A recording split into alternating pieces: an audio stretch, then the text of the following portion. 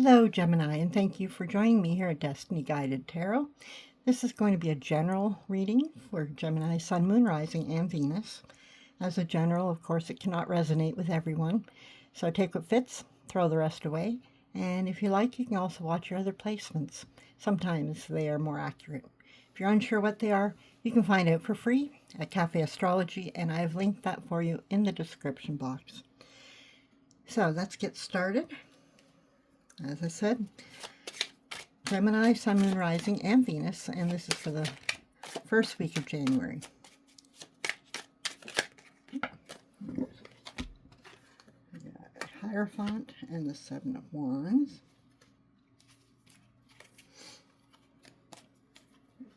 Get back there. All right. Messages, please. Taurus, Sun, Moon, Rising, and Venus, first week of January. Wands. Two more, please. Three of Cups. Oh, well, that was quick. Nine of Pentacles. All right. So we have our cards. So let's take a look and see. So the first week of January opens with the Hierophant, establishing a backdrop of tradition, structure, and shared belief systems. This suggests that you're operating within or questioning a framework of rules, teachings, or expectations. It could be a formal institution, a family tradition, or a spiritual path, or even an internalized way of things are supposed to be done. For example, you might be following a conventional career path, adhering to long-held values, or learning from a mentor who represents established wisdom. Now, soon after, the Seven of Wands shows you standing your ground within that structure. Challenges arise, not necessarily because you're wrong, but because you're visible. You may find yourself defending your position, ideas, or beliefs against pressure or criticism. This could look like advocating for your approach at work, protecting personal boundaries within family dynamics, or staying true to your values when others question them. The message here is resilience. You don't need to overpower others, only to remain steady in what you know to be true. From that resistance emerges the Page of Wands, a spark of fresh enthusiasm and personal expression. This card brings curiosity, courage, and a willingness to explore beyond what's familiar. After defending your place, you begin to ask, what excites me? You might feel inspired to try something new, launch a creative project, explore a new idea, or speak with more passion that doesn't quite fit the traditional mold that you started in. Now that spark draws in the Three of Cups, shifting the energy from solitary effort to shared joy. Here your authenticity attracts connection. This card speaks of celebration, friendship, and emotional support. You may find a community that resonates with your emerging self, people who encourage you, celebrate your wins, and remind you to enjoy the moment. This could be a creative group, supportive colleagues, or close friends who help you feel seen and uplifted. The journey will culminate in the Nine of Pentacles, a card of self-sufficiency, confidence, and well-earned abundance. After navigating tradition and standing your ground, allowing yourself to explore joy and creativity, you're arriving at a place of personal fulfillment. This could manifest as financial independence, a comfortable lifestyle, or simply the deep satisfaction of knowing you've built something on your own terms. You stand confident in who you are, grateful for the structure that taught you, but no longer defined by it.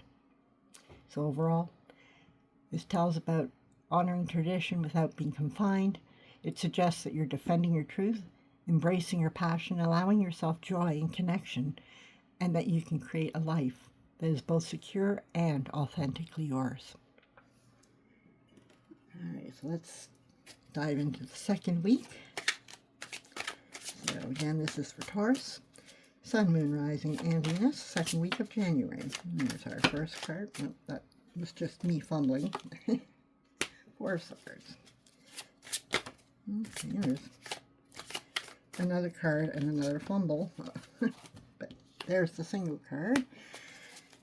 Okay, let's try this one more time without the excess fumbling. There we go. Star.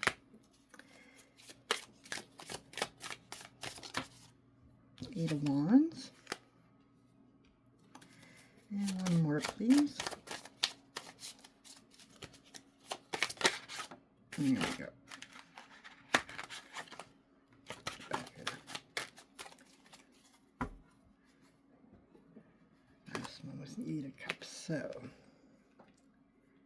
let's have a look. All right, so this week opens with the Four of Swords. A necessary pause after strain. This card suggests retreat, rest, or withdrawal, not as avoidance, but as medicine. You may have intentionally stepped back or been forced to slow down in order to heal mentally or emotionally. This can look like taking time off, pulling away from conversations, or choosing silence over explanation. The key theme is recovery. Your system needs stillness before it can move again. That stillness reveals the truth of the Ten of Swords, an ending that was sharp, final, and painful. Something has already reached its breaking point. This could be a relationship, a belief, a job, or a version of yourself that simply could not continue. The pain may have felt sudden or overwhelming, but the card also carries an important truth. This is the absolute end of that particular cycle. There's nothing left to fix here, only to acknowledge and release. For example, you might realize that continuing would only mean more self-betrayal or exhaustion. So from that low point, we have the Star. It rises quietly, bringing hope without denial. This is gentle healing, not instant transformation. It suggests that even if you're not fully better, you're beginning to believe in possibilities again. You may feel drawn towards self-care, spiritual grounding, creative outlets, or simply the idea that peace is attainable. The Star often appears when you start trusting yourself again. When you can say, I survived this and I can choose differently now. As hope returns, the energy shifts quickly with the Eight of Wands. Momentum builds, messages arrive, decisions are made, or clarity suddenly propels you forward. What once felt stuck now moves rapidly. This could be an opportunity presenting itself, a spontaneous decision to change direction, or the internal certainty that it's time to act. For instance, you might apply for a new role, relocate, initiate an honest conversation, or feel emotionally ready to engage with life again. The journey concludes with the Eight of Cups, a conscious and empowered departure. Unlike the Ten of Swords, this ending is chosen. You are walking away, not out of pain, but out of wisdom. Something may look fine on the surface, but it no longer nourishes your spirit. This could mean leaving behind old emotional patterns, outdated goals, or connections that don't align with who you are becoming. You're not running. You're seeking something deeper and more fulfilling. So basically, this week tells a story of rest after collapse, healing after loss, and the courage to move on with intention. It suggests that while something ended painfully, it cleared the way for hope, swift change, and a more emotional, meaningful path forward. So let's take a look at week number 3. Messages, please, Taurus, Sun, Moon, Rising, and Venus, the 3rd week of January. Thank you. Oh, we got 2 there with Temperance and Nostalgia card, 6 of Cups. 5 of Wands. Page of Pentacles. And one more, please.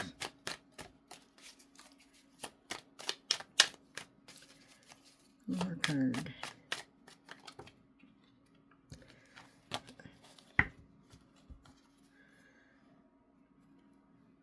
Interesting. All right, let's have a look at these.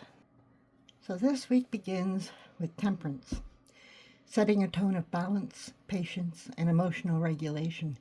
You may be trying to keep the peace, blend opposing forces, or maintain harmony in a situation that requires ongoing adjustment.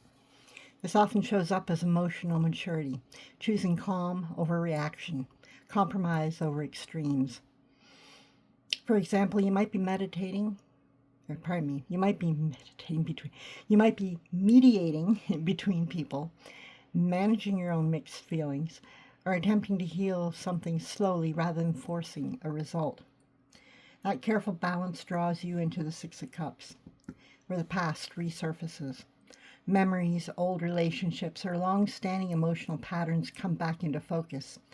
This could be a reunion, a nostalgic feeling, or a reminder of how things used to be. Sometimes this card points to innocence and genuine affection, but it can also suggest idealizing the past. You may be trying to restore harmony, but returning to what once felt safe or familiar. However, the Five of Wands shows that beneath the surface, tension is brewing. Differing perspectives, unspoken resentments, or competing needs begin to clash. This isn't necessarily malicious conflict. It's more like emotional friction that arises when people are no longer aligned in the same way. For example, you may discover that while you want peace, others want to be right, heard, or dominant. Internally, you might feel torn between honoring the past and asserting your present truth. Now, out of that friction comes the Page of Pentacles, signaling a lesson and an opportunity for growth. This card suggests approaching the situation with curiosity rather than defensiveness. There is something to learn here about boundaries, emotional responsibility, or your own values. You may choose to start fresh with a new mindset, whether that means learning how to communicate differently, investing in your own healing, or focusing on practical steps forward instead of emotional reactivity. And then the week closes out with the Three of Swords. A moment of painful clarity. A truth lands, and it may hurt, but it is honest. This could be a realization that something cannot be healed the way you hoped, that feelings are not mutual, or that maintaining balance required just too much self-sacrifice. While this card speaks of heartbreak, it also represents emotional honesty. The wound is exposed so it can finally heal properly, rather than be endlessly managed or minimized. So overall this week tells a story of attempting harmony with the past, encountering unavoidable conflict, and learning through emotional truth. It suggests that while balance is noble, it cannot come at the cost of self-betrayal. And sometimes the deepest lessons begin with a broken heart and a clearer understanding of what you truly need. All right, so let's see what the final week holds.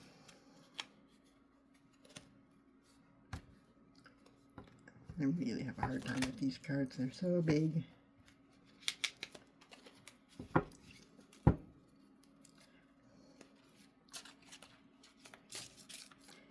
Last week of messages. Taurus, Sun, Moon, Rising, and Venus. Thank you. Start with the Sword Maiden.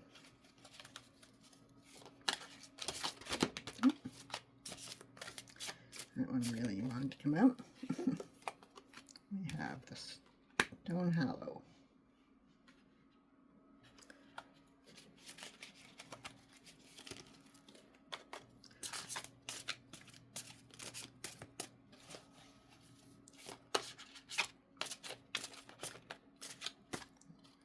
That wants to be seen. Sword Queen.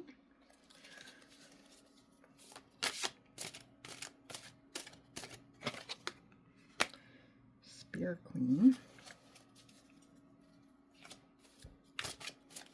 One more, please, for the final week of January. And this is Gemini, Sun, Moon, Rising, and Venus. I think I said Taurus before, but it's Gemini.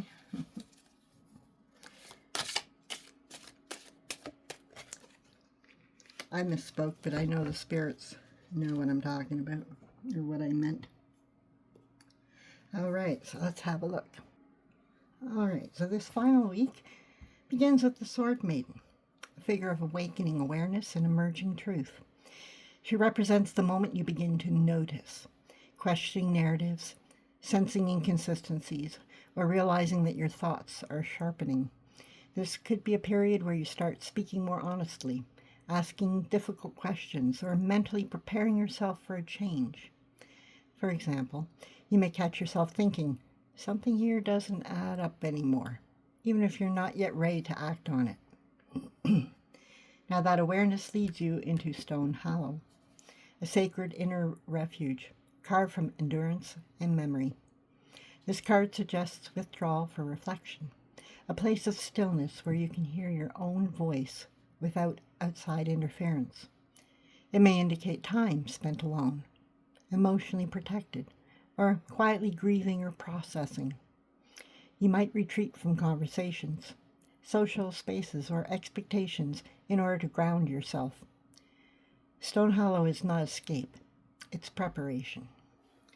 From that inner sanctum, the Sword Queen emerges, clear-eyed, composed, and uncompromising in her truth. She has learned through experience and now speaks with precision. This card shows you stepping into mental authority, setting boundaries, cutting away illusions, and communicating decisively. For instance, you might articulate a difficult truth calmly but firmly, and a pattern of over-explaining, or choose logic over emotional manipulation. Balancing that sharp clarity is the Spirit Queen, who represents aligned action and embodied leadership. Now, where the Sword Queen thinks and decides, the Spirit Queen acts. This card suggests confidence, courage, and forward movement rooted in integrity. You may take initiative, defend your position, or lead others by example. For example, you might claim space in a professional setting, protect someone more vulnerable, or commit to a direction that you once hesitated to pursue. The journey concludes with the Grail 8, a card of emotional release and soul-level seeking. After gaining clarity and strength, you recognize that something, perhaps once meaningful, no longer fulfills your deeper emotional needs. This is a voluntary departure, not a defeat. You turn away from what is familiar to seek something more authentic.